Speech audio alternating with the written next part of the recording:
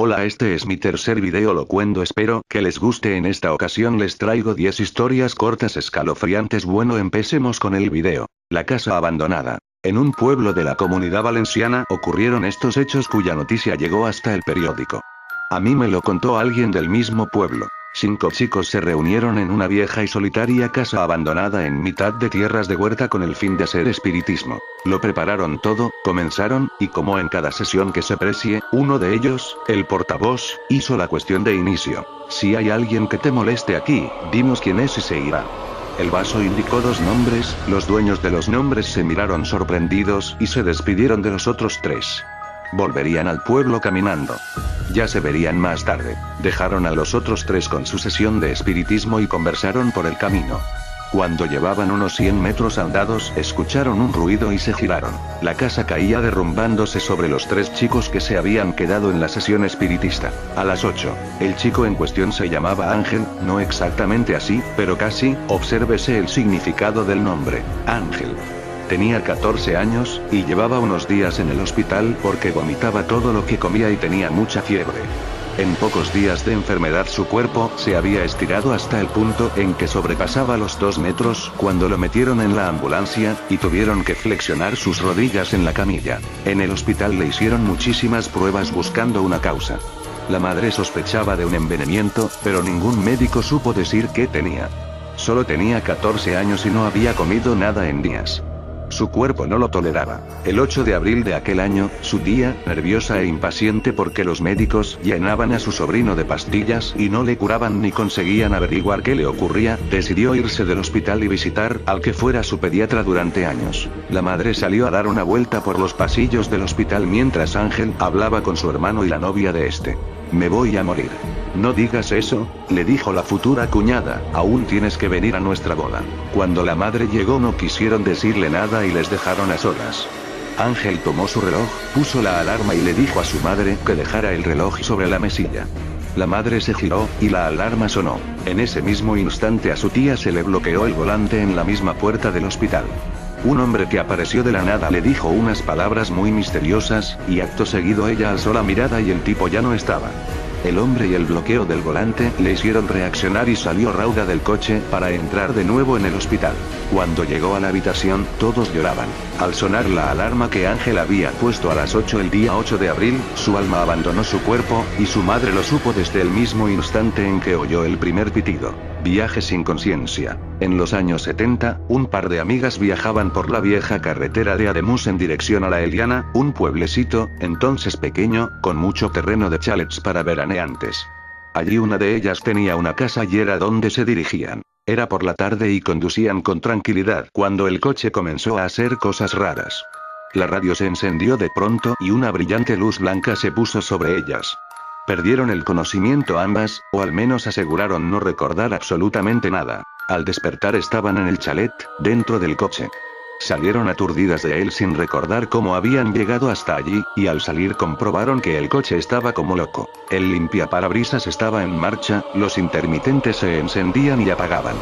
Jamás supieron lo que pasó y cuánto tiempo duró aquello, tan solo podían recordar que salieron a mitad de tarde y que cuando despertaron era de noche y habían llegado a la casa. ¿Abducidas? Seguramente sí. El presentimiento. En los años 70, un par de amigas viajaban por la vieja carretera de Ademús en dirección a La Eliana, un pueblecito, entonces pequeño, con mucho terreno de chalets para veraneantes. Allí una de ellas tenía una casa y era donde se dirigían. Era por la tarde y conducían con tranquilidad cuando el coche comenzó a hacer cosas raras. La radio se encendió de pronto y una brillante luz blanca se puso sobre ellas. Perdieron el conocimiento ambas, o al menos aseguraron no recordar absolutamente nada. Al despertar estaban en el chalet, dentro del coche. Salieron aturdidas de él sin recordar cómo habían llegado hasta allí, y al salir comprobaron que el coche estaba como loco. El limpiaparabrisas estaba en marcha, los intermitentes se encendían y apagaban. Jamás supieron lo que pasó y cuánto tiempo duró aquello, tan solo podían recordar que salieron a mitad de tarde y que cuando despertaron era de noche y habían llegado a la casa. ¿Abducidas? Seguramente sí. Los relojes. En un viaje de Valencia capital a Cullera, lugar de la costa Valencia al que ya estaban casi llegando, un matrimonio sudamericano sufrió un avistamiento, del que no fueron realmente conscientes. Era aún de día y solo recordaban el sonido estridente de la radio y las luces que se acercaban hacia ellos cegándolos. Nada más. No recordaban nada más. Al despertar vieron que estaban en la cuneta, con el coche en marcha y en estado de semisueño. Despertaron y siguieron su camino mientras se preguntaban qué había ocurrido. ¿Qué hora es?, preguntó el marido mirando su reloj. Las 5. Contestó su mujer, pero está parado, no puedo asegurártelo. El hombre se dio cuenta de que su hora coincidía con el reloj de la mujer, pero le extrañaba algo. La tarde estaba acabándose, se notaba en el cielo. Llegaron a los pocos minutos a Cullera y lo primero que hizo el hombre fue entrar en una relojería. Todos los relojes marcaban las 5 de la tarde, y como el suyo y el de su esposa, todos estaban parados. El dueño iba de uno a otro poniéndolos en marcha, dándoles cuerda, mirando las pilas. El sudamericano se presentó y le confesó lo que le tenía preocupado, a lo que el dueño de la relojería contestó: hoy ha ocurrido algo extraño, todos los relojes de la tienda se han parado a las 5 de la tarde. Joan, la vidente. Tan solo decir dos cosas. Una que lo he contado como recuerdo que me lo contaron, y otra que he veraneado también en Cullera, y durante ese tiempo he visto avistamientos como una gran parte de sus habitantes. Algunas veces los periódicos recogían la noticia. Y siempre, venían del mar y de sus cielos. En octubre de 1978 desapareció un niño llamado Carl Carter de su casa de Los Ángeles, California. La policía barajó varias hipótesis al principio. ¿Se había escapado de casa? ¿Había sido secuestrado? Entonces entró Joan en escena de la mano de un policía retirado que sentía la imperiosa necesidad de conseguir algo más, alguna pista por pequeña que fuera. Joan era vidente, y el policía recurrió a ella porque era bastante popular. Joan les dio más motivos de preocupación. Ahora tenían que encargarse de un triple asesinato, porque según ella, Carl estaba muerto y no era el único. Animada por la policía, Joan dibujó como pudo el rostro del asesino y luego, un artista de la policía, le dio los últimos toques para que el dibujo fuera más preciso. Cuando le mostraron el retrato a los padres de Carl, el hombre dijo: se parece a Butch. Butch. Harold Ray Butch miembro. La policía le detuvo en 1 hora y poco después el asesino confesó haber estrangulado a Carl. Respecto a los otros dos niños, Butch dijo que los había asesinado hacía ya 2 años. Visiones y premoniciones. Esta historia la vivieron Marjorie T. Jackson y su hija Ellen, de 26 años. Ellen vivía en un edificio de apartamentos al otro lado de la calle donde vivía Marjorie. Una noche, Ellen dormía profundamente cuando se despertó al escuchar fuertes voces. Era su madre que gritaba: Ellen, ¿estás ahí? Déjame entrar. Ellen se dirigió a la puerta y al abrir se encontró con su madre nerviosa. Marjorie quería saber por qué Ellen había llamado a su puerta unos minutos antes. Ellen miró a su madre estupefacta. Ella no había salido, no había ido a casa de su madre, no había llamado a su puerta. Es más, se había acostado a las 11 de la noche y no despertó hasta ese momento. Marjorie, alarmada, le dijo que aquello no era posible porque ella le había visto y había hablado con ella. Es más, según Marjorie, Ellen le dijo que fuera inmediatamente a su casa sin hacer preguntas. Entonces un estruendo las dejó atónitas y madre e hija corrieron para asomarse por la ventana. En la acera de enfrente, había un escape de gas y como consecuencia, había provocado una explosión en el edificio donde vivía Marjorie. Si en el primer caso Marjorie salvó la vida, aquí de nuevo hay un caso de premonición que, será mejor que leáis la historia. El 20 de octubre de 1966, una niña galesa de 9 años llamada Eril May Jones, le dijo a su mamá que había soñado que iba a la escuela y al llegar vio que el edificio desaparecía, que una cosa negra la había aplastado. Al día siguiente fue a la escuela como de costumbre y medio millón de toneladas de carbón de desecho se deslizaron sobre el pueblo minero, matando a 139 personas, la mayoría niños, y entre ellos Eril. La venganza de Carmen después de la muerte. En 1933, enterraron a una bella joven de solo 20 años llamada Carmen en un cementerio de Ávila, España. La joven, según decían, había muerto en extrañas circunstancias. No se conocía el motivo de su fallecimiento, pero en el pueblo se rumoreaba que había sido su propia hermana mayor, Ángela, la que la había asesinado. Ángela era todo lo contrario a Carmen. Tenía un carácter totalmente distinto, antipático, y además no era bella como Carmen. Parecía constatada la envidia que Ángela tenía por su propia hermana, así que el rumor parecía un hecho más que probable. Y ocurrió que desde el fallecimiento de Carmen, Ángela no volvió a descansar.